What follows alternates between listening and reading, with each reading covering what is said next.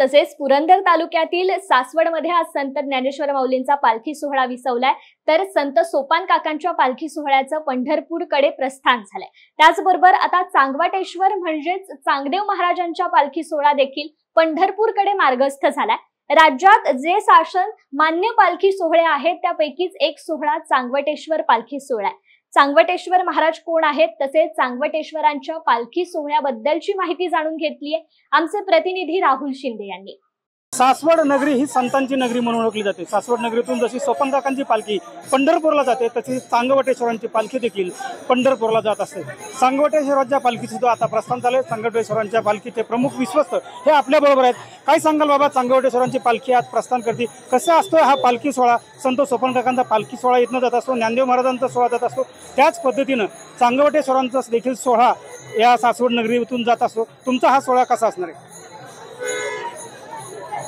चांगवटेश्वर पालखी सोहळा आणि सोपान काका पालखी सोहळा तसं पाहायला जर गेलं तर सोपान काका आणि चांगदेव महाराजाची एकत्रित समाधी इथे 14वी समाधी, एकूण 1400 वर्ष आयुष्य भोगलेले सिद्धीचे योगीराज म्हणून त्यांची ओळख आहे। आणि भगवान शंकरानंतर चांगदेव महाराज हे 2 नंबरचे वारकरी पंढरपूरचे। बिदरच्या बादशाहकडून त्यांनी त्यांचं पंढरपूरचं मंदिर बांधून घेतलेले आणि पुंडलिकेचं मंदिर हे चांगदेव महाराजांनी बांधलेले। आणि पांडुरंगानं सोपान काका आणि चांगदेव महाराजांना कोटेश्वर या नावानं त्यांना समाधी दिलेली। कोटेश्वर नाव धारण करून त्यांना समाधी दिली म्हणून चांगवटेश्वर नाव पडलेले त्यांचं। आणि हा सोहळा तसे वारकरी पूर्वीचे की अगदी 10-12 लोकांच्यातून पादुका गळ्यात बांधून श्री विठोबाई बसले चाललेले, नंतर नागोराव बाबा, नंतर मी।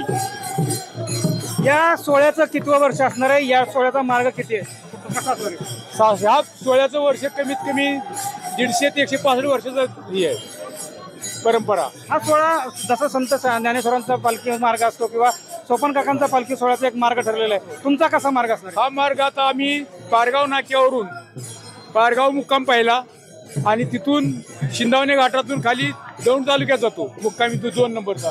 आणि तिथंच दौंड तालुक्यातच आम्ही पुणे सोलापूर हायवेला मिळतो आणि पुणे सोलापूर हायरोडने खडकीपर्यंत जातो। खडकीपासून शेटपळला या संस्थांची जमीन असल्यामुळे तिथे पालखी एक मुक्काम असतो। शेटपळकडे इंदापूर तालुक्यात आहे आणि इंदापूर तालुक्यातून नंतर आम्ही इंदापूरपर्यंत जातो हायवेनं आणि तिथून अकलूज मार्गे, वेळापूर मार्गे वाकरी असा पंढरपूर प्रवास करतो। या सोहळ्यादरम्यान काही कार्यक्रम असतात का? उदाहरणार्थ जर रिंगण असेल, उभं रिंगण, गोल रिंगण वगैरे असे काही कार्यक्रम आपले होतात का? आमचे पंढरपूरपर्यंत 4 वेळा रिंगण होतं।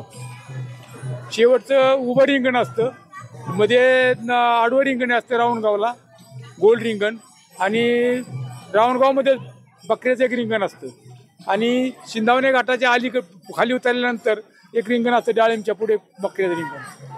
खरं तर सासवडमधून आता संतांच्या पालख्या ह्या पंढरपूरकडे रवाना होतात। या संतांना आता पंढरपूरच्या विठोबाच्या दर्शनाची ओढ लागलेली आहे, त्यामुळे वेगवेगळ्या ज्या पालख्या आहेत त्यामध्ये चांगवटेश्वर किंवा वटेश्वर महाराजांची पालखी देखील आता इथून मार्गस्थ होते। न्यूज अनकटसाठी राहुल शिंदे, सासवड।